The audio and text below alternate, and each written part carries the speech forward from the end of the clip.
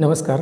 आज आपला विषय जो आहे तो विषय सध्या महाराष्ट्रातील शिक्षण क्षेत्रात खूपच गाजत आहे. आता महाराष्ट्रातलं शिक्षण क्षेत्र आपल्याला माहिती आहे की आपल्या महाराष्ट्रामध्ये 3 बोर्ड सध्या कार्यरत आहेत. त्यापैकी एक बोर्ड आहे आपलं महाराष्ट्र बोर्ड, त्यानंतर CBSE बोर्ड आणि तिसरं ICSE बोर्ड. तर हे 3 बोर्डाचे विद्यार्थी आपल्या महाराष्ट्रातून परीक्षा देतात. आता सध्या जी शिक्षण क्षेत्रात चर्चा चालू आहे ती चर्चा म्हणजे काय की महाराष्ट्रामध्ये आता CBSE पॅटर्न राबवला जाणार आहे. आता CBSE पॅटर्न म्हणजे काय, तसं जर विद्यार्थ्यांना आपण चौकशी केली किंवा विद्यार्थ्यांना जर विचारलं की हे CBSE पॅटर्न किंवा HSE बोर्ड त्यानंतर ICSE बोर्ड काय आहे, तर हे कुठल्याच विद्यार्थ्याला सांगता येणार नाही. म्हणजे 10वी आणि 12वीच्या विद्यार्थ्याला हे सांगता येणार नाही. अर्थात हे विद्यार्थी परीक्षा देतात, महाराष्ट्राची परीक्षा देतात, CBSE बोर्डाची परीक्षा देतात. फक्त त्यांना विचारलं की तू कुठल्या बोर्डाची परीक्षा दिलीस, महाराष्ट्र बोर्डाची. दुसऱ्या विद्यार्थ्याला विचारलं तू कुठल्या बोर्डाची परीक्षा दिलीस, CBSE बोर्डाची. म्हणजे त्यांना सांगता येतं, पण नेमकं हा पॅटर्न काय आहे, हा बोर्ड काय आहे हे त्यांना सांगता येत नाही. तर या CBSE पॅटर्नच्या बाबतीत आज आपण इथं चर्चा करणार आहोत. सुरुवातीला मी थोडीशी त्याबद्दल माहिती देतो, पण आपण विशेषतः आज इतर जे तज्ज्ञ आहेत म्हणजे शिक्षण क्षेत्रातले जे इतर व्यक्ती आहेत त्यांच्याबद्दल आज आपण त्यांच्या मुलाखती घेणार आहोत किंवा त्यांचं मत आपण ऐकणार आहोत. तर सुरुवातीला मी माझं मत मांडतो की हा नेमका CBSE पॅटर्न काय आहे, त्यानंतर हा CBSE पॅटर्न जर आपल्यात राबवला, महाराष्ट्रामध्ये राबवला तर महाराष्ट्र बोर्डाचं काय होणार आहे. तर अशा अनेक बाबी आहेत. अर्थात CBSE पॅटर्न म्हणजे काय, तर तो सेंट्रल बोर्डाचा पॅटर्न आहे. आणि सेंट्रल बोर्ड म्हणजे CBSE बोर्ड हे कुठला अभ्यासक्रम राबवतं, तर NCERTचा अभ्यासक्रम राबवतं. आपला बोर्ड जो आहे तो आपला महाराष्ट्र बोर्ड म्हणजे SSC आणि HSE बोर्ड. आपल्याला सुद्धा माहिती आहे की 10वी 12वीचे विद्यार्थी SSC आणि HSE परीक्षा देतात, ती बोर्ड परीक्षा असते. त्यानंतर CBSE पॅटर्न आणि ICSE पॅटर्न. तर हे पॅटर्न आहेत. पॅटर्न म्हणजेच काय, हे बोर्ड आहेत. तर आत्ता जी चर्चा चालू आहे ती CBSE पॅटर्नची. म्हणजे आपल्या महाराष्ट्राच्या शासनानं, महाराष्ट्राच्या शिक्षण मंत्र्यांनी माननीय दादासाहेब भुसे यांनी जाहीर केलं की आपणसुद्धा CBSE पॅटर्न आपल्या महाराष्ट्रासाठी राबवणार आहोत. आता CBSE पॅटर्न हा राबवत असताना आपला HSE बोर्ड किंवा SSE बोर्ड बंद पडणार आहे का, तर नाही. तर CBSE पॅटर्नपैकी फक्त त्यांचा अभ्यासक्रम आणि परीक्षा नियोजन एवढंच फक्त आपण राबवणार आहोत. आणि ते राबवत असताना डायरेक्ट आपण NCERTचा अभ्यासक्रम जसाच्या तसा घेणार आहे असं पण नाही आहे. NCERTचा अभ्यासक्रम जो असतो की तो नॅशनल लेवलचा असतो, तो जसाच्या तसा घेणार आहोत असं पण नाही आहे. तर तो NCERTचा अभ्यासक्रम आपल्या महाराष्ट्रासाठी घेताना आपलं जे परीक्षा मंडळ आहे म्हणजे HSE आणि SSE बोर्ड आहे, तर आपले जे बालभारती मंडळ आहे, हे बालभारती मंडळ काय करणार आहे, त्या अभ्यासक्रमाचा अभ्यास करणार आहे. म्हणजे NCERTचा अभ्यास करणार, NCERTची जी पुस्तकं आहेत त्यांचे अभ्यास करणार. आणि त्या पुस्तकामध्ये महाराष्ट्राला अनुसरून कोणता बदल करावा लागणार आहे का, म्हणजे आपल्या राज्याला अनुसरून कोणता बदल करावा लागणार आहे का, तो बदल आपलं बालभारती मंडळ हे करणार आहे. आणि त्यानंतर तो अभ्यासक्रम आपल्याकडे येणार आहे. अर्थात सध्या जून 25पासून फक्त पहिलीसाठी हा CBSE पॅटर्न राबवला जाणार आहे. त्यानंतर टप्प्याटप्प्यानं म्हणजे साधारणतः 2028पर्यंत हा पॅटर्न आपल्या 12वीपर्यंत राबवला जाणार आहे, टप्प्याटप्प्यानं.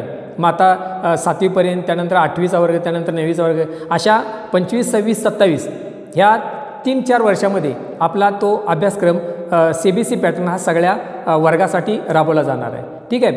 तर या अभ्यासक्रमाचं वैशिष्ट्य काय की चर्चा कधी होते बघा, ज्यावेळी नीटचे विद्यार्थी आणि JEEचे विद्यार्थी म्हणजे जे इंजिनिअरिंग आणि मेडिकलला जाणारे विद्यार्थी आहेत, जर यांचा सूक्ष्म आपण अभ्यास केला, त्यांच्या परीक्षा पद्धतींचा किंवा त्यांच्या मार्कांचा जर अभ्यास केला, तर तज्ज्ञांना असं जाणवतं की आपल्या महाराष्ट्राच्या बोर्डातून परीक्षा देणारे विद्यार्थी आणि CBSE किंवा ICSE या पॅटर्नमधून या बोर्डाचे परीक्षा देणारे विद्यार्थी यांच्या मार्कामध्ये 7 ते 8% फरक असतो. हे अगदी म्हणजे ग्राह्य आहे, सगळ्यांना मंजूरसुद्धा आहे. आणि म्हणून आपला विद्यार्थी या नीट आणि मेडिकल आणि इंजिनिअरिंग या परीक्षेसाठी कमी पडू नये, तो सुद्धा टिकावा. आपलासुद्धा महाराष्ट्रातले विद्यार्थी हुशार असतात, फक्त या पॅटर्नमुळं त्यांच्यात फरक पडतो, टक्केवारीमध्ये फरक पडतो. तर आपला विद्यार्थी महाराष्ट्राचा कमी पडू नये या पुढच्या शिक्षणासाठी म्हणून हा पॅटर्न आपल्याकडे राबवला जातो. आणि तसं बघायला गेलं तर हा पॅटर्न CBSE पॅटर्न हा NCERTशी संबंधित असतो. त्यामुळे थोडासा फॉरवर्डेड म्हणजे पुढचा अभ्यासक्रम असतो. आणि म्हणून आपला अभ्यासक्रम हा थोडा आपल्या अभ्यासक्रमाचे विद्यार्थी थोडे कमी पडलेले दिसून येतात. तसं बघायला गेलं तर कुठलाही पॅटर्न असला तरी विद्यार्थी जो करत असतो त्या विद्यार्थ्यावरती अवलंबून असतं की त्यानं कसा अभ्यास करायचा. त्यानं जर पुढचं वाचन केलं म्हणजे पुढच्या वर्गातलं जर वाचन केलं तर त्याला अगोदर ज्ञान प्राप्त होणार आहे. असं काय नाही की वर्गानुसार आपण अभ्यास केला पाहिजे. वर्गानुसार त्या वर्गातल्या परीक्षेसाठी आवश्यक आहेच, पण त्यानं समजा अजून त्याच्या बुद्धिमत्तेनुसार अजून पुढचा अभ्यासाचा क्रम जर वाचला, अभ्यासाची पुस्तकं वाचली तर त्याच्या ज्ञानात भर पडणार आहे ना. ठीक आहे. तर अशा पद्धतीनं या ठिकाणी जो CBSE पॅटर्न आहे तो CBSE पॅटर्न राबवला जाणार आहे. आपण या संदर्भात जेवढी आपल्याला माहिती मिळालेली आहे की तो पॅटर्न कसा आहे, तो पॅटर्न फक्त आता यामध्ये बघितलं तर इतिहास, भूगोल आणि मराठी भाषा म्हणजे भाषाविषय, इतिहास, भूगोल आणि भाषाविषयी यामध्ये थोडाफार फरक असेल, पण इतिहास हा आपल्या राज्याचाच असणार आहे, आपल्या महाराष्ट्र राज्याचा असणार आहे. कारण दुसऱ्या राज्याचा इतिहास अभ्यासाची काही एवढी गरज नाही, म्हणजे आपल्या प्राथमिक स्टेपला तर तो आपल्या राज्याचाच इतिहास असणार आहे. भूगोलसुद्धा आपल्या तर तो असणार आहे. भाषेसंबंधित म्हणजे भाषेचं नॉलेज वाढावं, भाषा विकास व्हावा त्या दृष्टीने तो अभ्यासक्रम असणार आहे. अशा पद्धतीने म्हणजे या विषयामध्ये थोडाफार फरक असेल, पण NCERTचा जो अभ्यासक्रम आहे, NCERTचा जो अभ्यासक्रम आहे तो अभ्यासक्रम अगोदर आपलं बालभारती मंडळ हे तपासणार आहे. त्यामध्ये काय बदल करावा लागणार तो बदल करेल आणि मग आपण तो CBSE पॅटर्न घेणार आहे. साधारणपणे 2028पर्यंत हा अभ्यासक्रम 12वीपर्यंत लागू केला जाईल. आपल्याला माहिती आहे की केंद्र शासनानं आपल्याकडं जो अभ्यास राष्ट्रीय शैक्षणिक धोरण 2020 म्हणजे 2020 आपल्याकडं राष्ट्रीय शैक्षणिक धोरण राबवलेलं आहे, NEP 2020 असं म्हणलेलं आहे त्याला. तर या अभ्यासक्रमानुसार सुद्धा एक सलग असा एक अभ्यासक्रम, व्हास्ट म्हणजे विस्तृत असा अभ्यासक्रम तयार केला जाणार, एक शैक्षणिक धोरण आखलेलं आहे. आणि आपल्या महाराष्ट्रानं सुद्धा स्टेट करिक्युलम फ्रेमवर्क म्हणजे SCF स्टेट करिक्युलम फ्रेमवर्क असं निर्माण केलेलं आहे. आणि त्या अनुषंगानं आपल्या महाराष्ट्र शासनाच्या सुद्धा परीक्षा पद्धतीमध्ये अभ्यासक्रमामध्ये बदल केला जाणार आहे NEP 2020नुसार. पण सध्या आपल्याकडं जे म्हणजे CBSE पॅटर्न राबवलं जाणार आहे, तर ते CBSE पॅटर्नमुळं खरोखरच आपल्या काही पुढचे शिक्षण घेणाऱ्या विद्यार्थ्यांना म्हणजेच JEE किंवा NEET किंवा स्पर्धा परीक्षाच्या अभ्यासक्रम म्हणजे त्या विद्यार्थ्यांना, ते परीक्षा देणारे विद्यार्थी आहेत त्या विद्यार्थ्यांना खरंच यापासून थोडा फायदा होऊ शकतो. आता यात काय बदल केला जाणार आहे, फक्त अभ्यासक्रम त्यांचा फॉलो केला जाणार आहे, म्हणजे NCERTचा अभ्यासक्रम फॉलो केला जाणार आहे. आणि मूल्यांकन पद्धत म्हणजे परीक्षा पद्धत आपली या परीक्षेमध्ये पद्धतीमध्ये आपलं जे काय पॅटर्न आहे, पारंपरिक जो परीक्षा पद्धत आहे या परीक्षेमध्ये सुद्धा बदल केला जाणार आहे. यामध्ये आपल्याला स्किल वर्धित म्हणजे आपलं कौशल्य वर्धित हा परीक्षा असणार आहे. विशेष तांत्रिक मूल्यांकन केलं जाणार आहे. विशेष पातळ्या ज्या असतात, नैपुण्य पातळ्या, त्या नैपुण्य पातळ्यासुद्धा तपासल्या जाणार आहेत. म्हणजे विद्यार्थी बेस्ड या परीक्षा असणार आहेत. आणि त्यामुळे ह्या परीक्षेमध्ये थोडासा बदल केला जाणार आहे. त्यामुळं या नवीन पॅटर्नचं स्वागत आपल्याला करावंच लागणार आहे.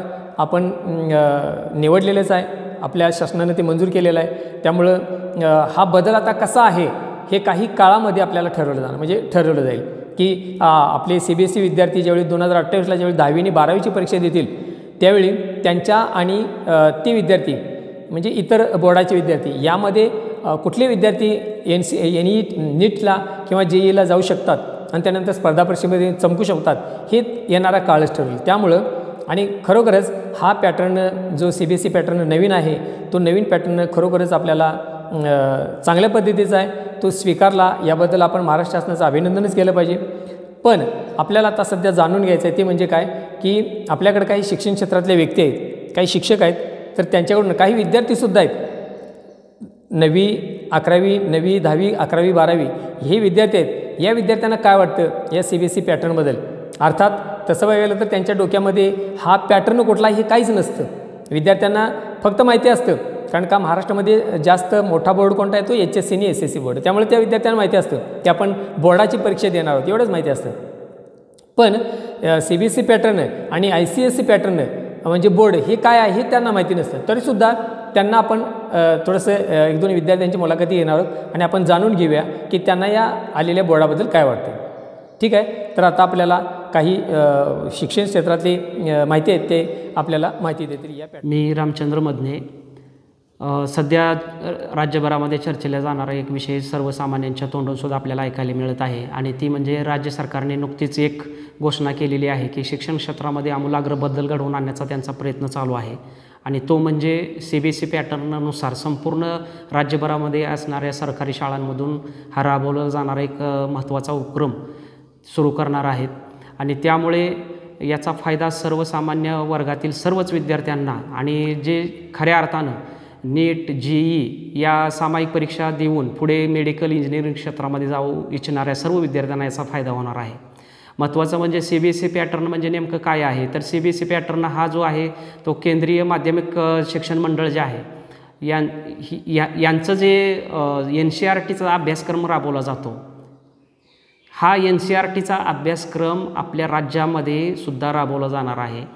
याचा फायदा हा मेडिकल आणि इंजिनिअरिंग क्षेत्रामध्ये जाणाऱ्या विद्यार्थ्यांना होणार आहे. कारण नीट आणि GE या दोन ज्या प्रवेश परीक्षा आहेत या प्रवेश परीक्षांच्या माध्यमातून विद्यार्थ्यांना मेडिकल क्षेत्रामध्ये जाता येतं आणि इंजिनिअरिंग क्षेत्रामध्ये जाता येतं. परंतु आपल्या राज्याचा जो अभ्यासक्रम आहे SCERTचा, तो अभ्यासक्रम या दोन्ही परीक्षा देण्यासाठी फारसा उपयुक्त ठरत नाही. कारण याचा पूर्ण अभ्यासक्रम नीट आणि GEचा तो NCERTवर आधारलेला आहे आणि हा अभ्यासक्रम CBSE हे जे बोर्ड आहे हे बोर्ड राबवतं. परंतु राज्यामध्ये मात्र आपण SSC बोर्डांच्या माध्यमातून या SCERTचा अभ्यासक्रम राबवला जात असल्यामुळे याचा फायदा या मेडिकल आणि इंजिनिअरिंग क्षेत्रामध्ये जाणाऱ्या विद्यार्थ्यांना होत नाही आणि म्हणून राज्य शासनाने केलेली घोषणा ही अतिशय महत्त्वाची आहे. दीर आहे दुरुस्त आहे असं म्हटलं तरी काही वावगं ठरणार नाही आणि NCERTचा अभ्यासक्रम हा CBSE पॅटर्ननुसार राबवला जात असल्यामुळं याचा राज्यातील सर्व विद्यार्थ्यांना त्याचा फायदा होणार आहे. आता सध्याचे जे वातावरण आहे की ज्यांना मेडिकल आणि इंजिनिअरिंग क्षेत्रामध्ये जायचं आहे ते विद्यार्थी अकॅडमीच्या माध्यमातून शिक्षण घेऊन त्या ठिकाणी या प्रवेश परीक्षा देतात. परंतु सर्वच विद्यार्थ्यांची आर्थिक परिस्थिती अकॅडमीमध्ये जाऊन शिक्षण घेण्याची नसते आणि जे हुशार आहेत परंतु त्यांची आर्थिक परिस्थिती चांगली नाही की ज्यांना अकॅडमीमध्ये प्रवेश घेता येत नाही, अशा विद्यार्थ्यांना आता या CBSE पॅटर्नचा फायदा होणार आहे आणि जेणेकरून असे विद्यार्थी मेडिकल क्षेत्रामध्ये सरकारी शाळांमधून CBSE पॅटर्ननुसार शिक्षण घेऊन ते मेडिकल क्षेत्र आणि इंजिनिअरिंग क्षेत्रामध्ये जाऊ शकतात. हा एक महत्त्वाचा भाग या CBSE पॅटर्नचा ठरणार आहे. तर अशा प्रकारची घोषणा राज्य शासनाने पाठीमागेच करायला हवी होती, परंतु दीर आहे दुरुस्त आहे असं म्हटलं तरी वावगं ठरणार नाही की जेणेकरून पुढील भविष्यकाळामध्ये तरी निदान आपल्या राज्याचा जो CBSE पॅटर्न राबवण्याचा जो उपक्रम आहे तो अतिशय महत्त्वाचा ठरणार आहे. याचबरोबर सांगायचं झालं तर आपले जे राज्याची सामायिक प्रवेश परीक्षा आहे CET, या CETनुसार मेडिकल क्षेत्रामध्ये असणारे जे समजा BAMS व्हायचं आहे, तुम्हाला BHMS करायचं आहे, MBBS करायचं आहे, ह्या ज्या मेडिकल क्षेत्रातल्या महत्त्वाच्या परीक्षा आहेत CETवरून परीक्षा देऊन त्याकडे प्रवेश घेता येत नाही. बाकीचे जे M फार्मसी आहे किंवा B फार्मसी आहे, D फार्मसी आहे, यासारख्या परीक्षा तुम्हाला देता येऊन मेडिकल दुकानं वगैरे अशा व्यावसायिक क्षेत्रामध्ये तुम्हाला उतरता येतं किंवा तुम्हाला ज्या कंपन्या आहेत, औषध कंपन्या, त्याच्यामध्ये तुम्हाला याचा फायदा होतो. आणि CETवरून आपल्याला इंजिनिअरिंग क्षेत्रामध्ये जात असताना IIT इंजिनिअरिंगला जर जायचं असेल तर CET प्रवेश परीक्षेचा त्याला तिथं उपयोग होत नाही. कारण IIT इंजिनिअरिंगमध्ये जर प्रवेश घ्यायचा असेल तर तुम्हाला GE मेन्स क्वालिफाय होऊन तुम्हाला GE ॲडव्हान्स परीक्षा क्वालिफाय व्हावी लागते आणि मग तुम्हाला त्या ठिकाणी IIT इंजिनिअरिंग क्षेत्रामध्ये प्रवेश घेता येतो. आणि मेडिकल आणि इंजिनिअरिंग क्षेत्रामध्ये प्रवेश घ्यायचा असेल तर तुम्हाला केवळ आणि केवळ NCERTचा अभ्यासक्रम शिकावा लागतो आणि NCERTचा अभ्यासक्रम हा CBSE राबवत असल्यामुळं आता राज्य शासनाने CBSE हा पॅटर्न आपल्या सरकारी शाळांमधून राबवायची घोषणा केल्यामुळं पुढील भविष्यामध्ये याचा फायदा सर्व विद्यार्थ्यांना होऊन महाराष्ट्र राज्यातीलही सर्व विद्यार्थी त्या ठिकाणी मेडिकल आणि IIT इंजिनिअरिंग क्षेत्रामध्ये प्रवेश घेऊ शकतात. परंतु आता हा अभ्यासक्रम राबवण्याचं जे निर्णय निश्चित झालेला आहे त्यामध्ये केवळ गणित आणि विज्ञान हे जे 2 विषय आहेत ते फार महत्त्वाचे ठरणार. हा CBSE पॅटर्न राबवला गेला तर त्याचा फायदा या सर्व विद्यार्थ्यांना होणार आहे की जेणेकरून ज्याची परिस्थिती नाही. तर अशा पद्धतीनं राज्यभरामध्ये राबवला जाणारा हा CBSE पॅटर्न हा फायदेशीर सर्वच विद्यार्थ्यांना ठरणार आहे. ठीक आहे, धन्यवाद. मी किशोर जाधवर, बार्शी, शिक्षण क्षेत्रामध्ये काम करतो. सध्या महाराष्ट्र शासनानं जे काही धोरण या ठिकाणी लागू करण्याचं ठरवलेलं आहे, CBSE पॅटर्न सर्व शाळांना लागू करण्याचं धोरण महाराष्ट्र शासनानं अवलंबलेलं आहे. प्रथमतः मी त्या धोरणाचं स्वागत करतो. एक शिक्षण क्षेत्रामध्ये काम करणारा कार्यकर्ता म्हणून नक्कीच ती गोष्ट स्वागतार्ह आहे. परंतु या सर्व गोष्टीकडं आपण पाहत असताना काही ज्या अडचणी आहेत त्याला तुम्ही नकारात्मक गोष्टी असं समजू नये. कृपया या गोष्टी करणं अतिशय गरजेचं आहे आणि त्याच्यामुळं या सर्व गोष्टींकडं सुद्धा लक्ष वेधणं गरजेचं आहे आणि त्यामुळं मी या गोष्टी आपल्या सर्वांसमोर मांडत आहे. तर ज्यावेळी हा CBSE पॅटर्न नेमका आपण लागू करतो आहोत, तो लागू करताना जे काही इन्फ्रास्ट्रक्चर या सर्व शासकीय शाळांना, प्राथमिक असतील, माध्यमिक असतील, खाजगी अनुदानित शाळा असतील, या सर्वांना इन्फ्रास्ट्रक्चर, भौतिक सुविधा चांगल्या असणं अतिशय गरजेचं आहे. यामध्ये वर्गखोल्या आहेत, पिण्याच्या पाण्याची सोय. आजही महाराष्ट्रामधल्या साधारणतः 50% शाळांमध्ये पिण्याच्या पाण्याची सोय नाही. त्यामुळं जर अशा वातावरणामध्ये मुलांना चांगल्या प्रकारचं शिक्षण द्यायचं असेल तर या सगळ्या भौतिक सुविधा चांगल्या असणं गरजेचं आहे. बऱ्याचशा शाळांमध्ये शौचालयाच्या सुविधा नाहीत. आपण CBSEच्या गोष्टी करतो आहोत, परंतु त्या सगळ्या करत असताना त्या माध्यमातून त्या विद्यार्थ्यांना डिजिटल क्लासरूम असणं गरजेचं आहे. कारण जो बदलतं काळ आहे, आपण सगळं हे जग खूप वेगवान झालं आहे, आपण इंटरनेटचा वापर करतो आहोत. वर्गामध्ये मुलांना कृतीयुक्त अध्ययनासाठी आपण मोबाईलचा वापर करतो आहोत हे म्हणतो, परंतु हे करत असताना आज खरंच प्रत्येक शाळेमध्ये डिजिटल क्लासरूम असणं ही काळाची गरज बनलेली आहे. ज्या संकल्पना शिक्षकांनी सांगून विद्यार्थ्यांना समजत नाहीत त्या दृकश्राव्य साधनाच्या माध्यमातून, या इंटरनेटच्या माध्यमातून, डिजिटल क्लासरूमच्या माध्यमातून त्या विद्यार्थ्यांना पटकन लक्षात येऊ शकतात आणि हा बदलसुद्धा काळाची गरज आहे. तर यामध्ये शिक्षक हा संपूर्णपणे बदल स्वीकारण्यासाठी तयार आहेत 100%. म्हणजे शासनाच्या बरोबर शिक्षण क्षेत्रातली काम करणारी सर्व माणसं आहेतच, परंतु माझं एक वैयक्तिक मत असं आहे की हे फक्त धोरण जाहीर करून स्वीकारून चालणार नाही. तर या धोरणामध्ये वेळोवेळी लागणाऱ्या ज्या गोष्टी आहेत, जी मदत आहे, ती मदत शासनाकडून होणं या ठिकाणी अपेक्षित आहे. आपण जागतिक धोरणावरती बोलतो, जगामधलं शिक्षण असं आहे तसं आहे, या गोष्टीवरती आपण खूप मोठा शिक्षण क्षेत्रातली लोक किंवा इतर क्षेत्रातली लोक उहापोह करताना दिसून येतात. परंतु या जागतिक धोरणामध्ये जगामध्ये दिलं जाणारं शिक्षण, तिथं असणाऱ्या सगळ्या सोयीसुविधा आणि आपल्या देशामध्ये महाराष्ट्रामध्ये दिलं जाणारं शिक्षण आणि त्या माध्यमातून दिल्या जाणाऱ्या सोयीसुविधा याची सुद्धा तुलना कुठंतरी करणं अतिशय गरजेचं आहे आणि ती या माध्यमातून व्हावी, त्याची चर्चा व्हावी आणि त्याच्यावरती अंमलबजावणी व्हावी, हा उद्देश आमचा या ठिकाणी आहे. त्याचबरोबर राज्य शासन किंवा आपल्या केंद्र सरकार जे शिक्षणावरचा खर्च करतं, तो खर्च किती टक्के आहे, GDPच्या किती टक्के खर्च करावा आणि तो प्रत्यक्षामध्ये किती केला जातो, याचं प्रमाण कुठंतरी शिक्षणाच्या खर्चाचं वाढवणं अतिशय गरजेचं आहे.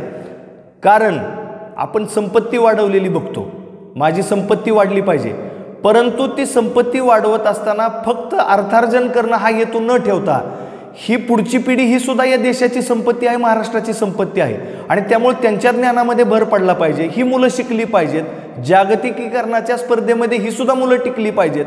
सगळ्यांना सरकारी नोकऱ्या हव्या आहेत, त्या सरकारी नोकऱ्या CBSE पॅटर्न लागू करून सुद्धा मिळणार नाहीत, परंतु त्यांच्या अंगी वेगवेगळ्या प्रकारचं कौशल्य येऊन जागतिक बाजारपेठेमध्ये चांगल्या प्रकारचे व्यापारी, चांगल्या प्रकारचे उद्योजक हे सुद्धा या व्यवस्थेतून, शिक्षण व्यवस्थेतून निर्माण झाले पाहिजेत. यासाठी शासनानं आणि शिक्षण क्षेत्रातल्या सर्व लोकांनी या ठिकाणी प्रयत्न करणं गरजेचं आहे आणि त्यामुळं शिक्षणावरचा खर्चसुद्धा शासनानं वाढवणं हे तेवढंच गरजेचं आहे. आता माध्यमिक शाळेविषयीचं जर आपण बोलायला गेलं तर एखादी सुविधा करायची म्हटलं तर शाळेकडं अनुदान नसतं. वेतनेतर अनुदान शासनाकडून 2-2, 4-4 वर्षानंतर फायली मागून घेऊन जमा केलं जातं. ठीक आहे, आर्थिक अडचण असू शकते, ती आपण मान्य करू शकतो. परंतु ज्या ठिकाणी आर्थिक अडचण नाही किंवा अडचण सांगून चालणार नाही अशा ठिकाणी आपल्याला हा खर्च करावाच लागेल, शाळांना अनुदान द्यावंच लागेल. फक्त शिक्षकांच्या पगारीची चर्चा करून चालणार नाही, कारण या क्षेत्रामध्ये सरकारी नोकरीमध्ये काम करणाऱ्या शिपायापासून सुपर क्लासहून अधिकाऱ्यापर्यंत सर्वांनाच शासन पगार देतं. परंतु चर्चा फक्त शिक्षकांच्या पगारीची केली जाते, कारण शिक्षक हा समाजामधला सॉफ्ट टार्गेट समजला जातो. परंतु असं न समजता आपण ज्या शिक्षकाविषयी बोलतो आहोत, हां मला हेही मान्य आहे की 5-10% लोक प्रत्येक क्षेत्रामध्ये तसे असू शकतात, तो वेगळा विषय आहे. परंतु आपली पुढची पिढी घडवणारा, भारत देश ज्या आधारस्तंभावरती भविष्यात उभा राहणार आहे अशा मुलांना घडवणारा हा शिक्षक आहे. आणि त्यामुळं त्यांना सगळ्या सोयी सुविधा देणं, त्याच्यावरती नकारात्मक गोष्टी थोड्याशा बाजूला ठेवून सकारात्मक गोष्टीवरती चर्चा करणं या अपेक्षित आहेत समाजाकडून, शासनाकडून, लोकप्रतिनिधीकडून. त्या प्रत्येकानं केल्या पाहिजेत असं माझं मत आहे. त्याचबरोबर हे सर्व सुविधा राबवत असताना किंवा हा धोरण राबवत असताना अगदी प्राथमिक शाळापासून याची सुरुवात होणं गरजेचं आहे. म्हणजे आपण बघतो की मोठमोठ्या शाळांमध्ये, प्रायव्हेट शाळांमध्ये CBSE पॅटर्न अगोदरपासून चालू आहे. तिथं अगदी नर्सरीची फी लाखो रुपये असते. ग्रामीण भागातल्या माणसांना तेवढे भरणं ते शक्य नाही, म्हणून तर शासन या शिक्षणावरती खर्च करतं. परंतु हे करत असताना 1 लाख रुपये ज्या शाळेमध्ये फी आकारली जाते त्या शाळेमधलं संपूर्णपणे इन्फ्रास्ट्रक्चर, गणवेश, तिथली सगळी सुविधा, तिथल्या डिजिटल क्लासरूम यासुद्धा बघणं गरजेचं आहे. आणि तशा प्रकारची जरी तंतोतंत सेवा आपण या ठिकाणी नाही देऊ शकलो तरी किमान त्याच्या 50% तरी इन्फ्रास्ट्रक्चर या सगळ्या अनुदानित शाळेमध्ये, प्राथमिक शाळेमध्ये देणं गरजेचं आहे. आणि याची सुरुवात अगदी प्राथमिक शाळेपासून जर झाली तर हे 100% अभियान जे शासनानं राबवायचं ठरवलेलं आहे किंवा धोरण राबवायचं ठरवलेलं आहे ते यशस्वी झाल्याशिवाय राहणार नाही.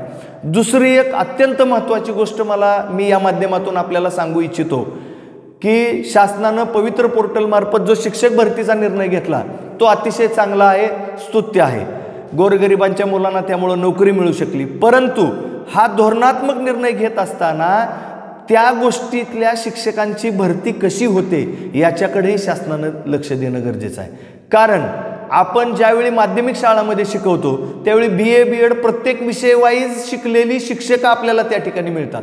परंतु BA BEd मराठी असेल, BA BEd हिंदी असेल, BA BEd इतिहास असेल, अशा फॅकल्टीजला शिकवणाऱ्या शिक्षकांची भरती करताना सुद्धा त्या शिक्षकांना बुद्धिमत्तेचं वेटेज, टेट परीक्षेमधलं, इंग्रजी विषयाचं वेटेज, गणिताचं वेटेज हे किती असावं हा सुद्धा संशोधनाचा विषय आहे. कारण मला जर एक उदाहरण घ्या, मला जर मी BA BEd मराठी असेल आणि मला आयुष्यभर मराठी हा विषय शिकवायचा असेल तर मी परीक्षा देताना शिक्षक म्हणून सिलेक्ट होताना मला गणित विषयाची किती परीक्षा देता यावी, किती मार्काची परीक्षा असावी, बुद्धिमत्तेची किती मार्काची परीक्षा असावी, इंग्रजीची परीक्षा किती मार्काची असावी याच्यावरती सुद्धा सरकारनं विचार करणं गरजेचं आहे. सरसकट सगळ्यांना तोच परीक्षेचा पॅटर्न लागू करून आपण त्या विषयाला भविष्यात न्याय देणार आहोत का? कारण मला एक साधारण उदाहरण सांगायचं आहे की BSc BEd माणूस, तो गणित असेल, विज्ञान असेल, तो माणूस त्याच्या आयुष्यामध्ये कुठल्याही शाळेत जाऊन त्याला कधीही मराठी किंवा इतिहास विषय शिकवला जाऊ शकणार नाही. त्याला जर तुम्ही मराठीच्या व्याकरणाला वेटेज जास्त देणार असाल किंवा ऐतिहासिक गोष्टींना जास्त वेटेज देणार असाल तर त्या BScच्या शिक्षणाचा उपयोग त्याच्यामध्ये काहीच होणार नाही. कारण मी इतिहास विषयामध्ये अतिशय माझा हातखंडा आहे, परंतु गणित मला काहीच जमत नाही आणि त्या टेट परीक्षेमध्ये मला गणिताला मार्क अजिबात मिळू शकत नाहीत. म्हणून तुम्ही त्या इतिहास या विषयावरती अन्याय करत आहात. हे 100% म्हणजे चुकीचं आहे. त्यामुळं ही जी भरती आहे ती चांगल्या प्रकारे चाललेली आहे. फक्त त्यातलं जे विषयाचं वेटेज आहे त्याच्याविषयी 100% चर्चा करून त्याच्यामध्ये भविष्यामध्ये बदल व्हावा. जर आपल्याला CBSE पॅटर्न महाराष्ट्रामध्ये यशस्वी करायचा असेल तर या भरती प्रक्रियेमध्ये विषयानुरूप दिलं जाणारं वेटेज आहे त्याच्याकडं सुद्धा परीक्षा परिषद असेल किंवा तत्सम जी यंत्रणा असेल किंवा राज्य शासन असेल यांनी लक्ष देणं आणि याच्यावर धोरणात्मक निर्णय घेणं अतिशय गरजेचं आहे असं मला वाटतं. त्याचबरोबर या सगळ्या गोष्टीमध्ये CBSEचीच मुलं नीटमध्ये, JEEमध्ये, IITमध्ये यशस्वी होतात असं समजलं जातं, परंतु असं काही नाही. आजही महाराष्ट्रामध्ये अनेक असे सुपर क्लास 1 सनदी अधिकारी आहेत की ज्यांनी मराठी माध्यमातून शिक्षण घेतलं, महाराष्ट्र बोर्डामधून शिक्षण घेतलं. आज ते अतिशय उच्च पदस्थ महाराष्ट्राच्या चीफ सेक्रेटरी पदापर्यंत पोहोचलेली सुद्धा अशी माणसं आहेत. प्रत्येकजण CBSE पॅटर्नमध्येच शिकला आहे असं नाही, परंतु तरीसुद्धा आपण आज मानून घेऊया की आज CBSE ही काळाची जर गरज बनलेली असेल, ती आपण मान्यही करूया, तर ती गरज म्हणून त्या ज्या सभोवतालच्या गोष्टी देणं आपल्याला गरजेचं आहे, त्या गोष्टी आपण 100% दिल्या पाहिजेत. आणि त्याच्यावरती शिक्षण क्षेत्रातले अनेक लोक, संघटना असतील, पदाधिकारी असतील किंवा राज्य शासनाचे अधिकारी असतील, पदाधिकारी असतील, या सगळ्यामध्ये एक उहापोह चर्चा होऊन त्या ठिकाणी त्याच्यावरती योग्य अशा प्रकारचं मंथन करून एक चांगल्या प्रकारचं मार्ग त्यातून काढावा आणि हे सगळं धोरण यशस्वी व्हावं यासाठी आपण सगळ्यांनी प्रयत्न करणं गरजेचं आहे.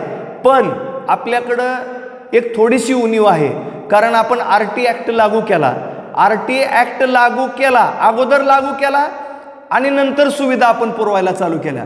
पण खेदानं या क्षेत्रामध्ये काम करत असताना मला एक गोष्ट सांगावीशी वाटते की गेल्या 10 वर्षामध्ये सुद्धा RT ॲक्ट लागू असताना ज्या सुविधा प्रत्येक शाळेमध्ये होणं गरजेचं आहे त्या सुविधा आजही झालेल्या नाहीत. त्यामुळं RT ॲक्टचं पुढं काय होणार हा सुद्धा प्रश्न माझ्या मनामध्ये अनुत्तरित आहे. त्यामुळं नुसतं धोरण लागू न करता त्या धोरणाला आवश्यक असणारे जे इन्फ्रास्ट्रक्चर आहे किंवा जी साधन सामुग्री आहे ते देण्याचा प्रयत्न राज्य शासनानं, केंद्र शासनानं केला तर नुसतं धोरण लागू होणार नाही, तर त्या धोरणाचं आउटपुट आपल्याला 100% मिळल्याशिवाय राहणार नाही. त्यामुळं या सर्व चर्चेमधून किंवा एकमेकाच्या विचाराच्या देवाणघेवाणीमधून जर शासनानं हा CBSE पॅटर्न लागू करण्याचं धोरण कायम ठेवलं तर त्याचबरोबर तितक्याच ताकदीनं, तितक्याच प्रेरणेनं, तितक्याच उमेदीनं जर या महाराष्ट्रातल्या सर्व शाळांना त्या ठिकाणी इन्फ्रास्ट्रक्चर सुविधा पुरवल्या, संपूर्णपणे डिजिटल क्लासरूमच्या सुविधा केल्या, तर तुम्ही शाळेची वेळही वाढवू शकता. त्याच्याबद्दल कुठल्याही शिक्षकाचं मत काही असणार नाही. परंतु या सगळ्या भौतिक सुविधा दिल्यानंतर त्या ठिकाणी आपण हे धोरण 100% चांगल्या प्रकारे अंमलबजावणी होईल यासाठी हक्कानं त्या ठिकाणी सर्व शिक्षण क्षेत्रातल्या कार्यकर्त्यांना भांडू शकता, त्यांच्यावरती नियम लादू शकता. परंतु फक्त धोरण लागू करून त्याच्यामध्ये काही फायदा होणार नाही. जर तुम्हाला आणि आम्हाला यातून महाराष्ट्र पुढे न्यायचा असेल, देश पुढे न्यायचा असेल, तर 100% हे धोरण स्वागतार्ह आहे. पुन्हा एकदा मी त्याचं स्वागत करतो. परंतु ते धोरण लागू करताना इतर सर्व गोष्टी ज्या गरजेच्या आहेत त्या आपण कराव्यात अशी राज्य शासनाकडून आणि सर्व शिक्षणप्रेमीकडून अपेक्षा करतो. आणि शासनाचं हे धोरण चांगल्या प्रकारे अंमलबजावणी करावी असं आवाहन सर्व शिक्षण क्षेत्रातील सर्व शिक्षक मंडळींना या ठिकाणी करतो आणि थांबतो. धन्यवाद. नमस्ते, मी प्रियांका साळी. मी शिक्षण क्षेत्रामध्येच कार्यरत आहे. सध्याचा जो विषय आहे CBSE हा जो पॅटर्न राबवायचा की नाही राबवायचा किंवा याचे फायदे काय आहेत, तर CBSE पॅटर्न जर राबवला तर आपल्याला बरेचसे फायदे आहेत, जे की GE नीट जे आहेत त्या परीक्षांची पूर्वतयारी जी आहे ती आपल्याला CBSE पॅटर्नमध्येच होणार आहे. आणि त्यामुळं CBSE पॅटर्न जो आहे तो सर्वोत्कृष्ट आहे विद्यार्थ्यांच्या दृष्टीनं. आणि माझं स्वमतसुद्धा तसंच आहे की CBSE पॅटर्न हा विद्यार्थ्यांच्या दृष्टीनं अतिशय उपयुक्त आहे. कारण जर बघायचं झालं तर आपल्याकडं महाराष्ट्र बोर्ड आणि CBSE बोर्ड यामध्ये जर तुलना बघितली तर त्यापैकी CBSE बोर्डमध्ये गणित आणि विज्ञान या विषयांना जास्तीत जास्त भर दिलेला आहे. त्यामुळं त्या फॅकल्टीनुसार जर विद्यार्थ्यांनी अभ्यास केला किंवा त्या बोर्डनुसार जर अभ्यास केला तर त्यांना नक्कीच त्यांच्या पुढच्या भविष्यासाठी त्याचा उपयोग होणार आहे. सरकारने हा जो निर्णय घेतलेला आहे की CBSE पॅटर्न राबवण्याचा तो अतिशय उपयुक्त आहे. कारण का तर GE नीटसाठी जे आपले विद्यार्थी म्हणजे महाराष्ट्र बोर्डमधून जे विद्यार्थी पासआउट होत होते त्यांना थोडंसं अपयश साधारण येत असावं असं मला असं वाटतं. मात्र या CBSE पॅटर्नमुळे किंवा बोर्डमुळे त्यांना नक्कीच याच्यामध्ये यश तर मिळणारच आहे. आणि त्यांना जी कमतरता भासत होती ती कमतरता नक्कीच याच्यातून कमी होणार आहे आणि त्याचा त्यांच्या भविष्यामध्ये याचा नक्कीच फायदा होणार आहे. तर CBSE बोर्ड पॅटर्न आणल्यामुळं शासनाचं सुद्धा धन्यवाद मी मानते. CBSE पॅटर्नविषयी आमच्या विद्यार्थ्यांच्या काय प्रतिक्रिया आहेत त्या आपण थोडक्यात जाणून घेणार आहोत. CBSE बोर्ड म्हणजे काय हे आम्हाला आत्ताच सांगता येणार नाही. एक विद्यार्थी म्हणून बोर्ड ही परीक्षा 10वी आणि 12वीच्या विद्यार्थ्यांना द्यावीच लागते एवढेच आम्हाला सांगता येते. परंतु सध्या काही शिक्षकांकडून व विद्यार्थ्यांकडून असे समजते की CBSE पॅटर्न हा पुढील उच्च शिक्षणासाठी फायदेशीर ठरतो. बोर्ड कोणताही असो आम्हाला अभ्यास करावाच लागणार आहे. त्यामुळे CBSE बोर्डाचे आम्ही स्वागतच करणार आहोत.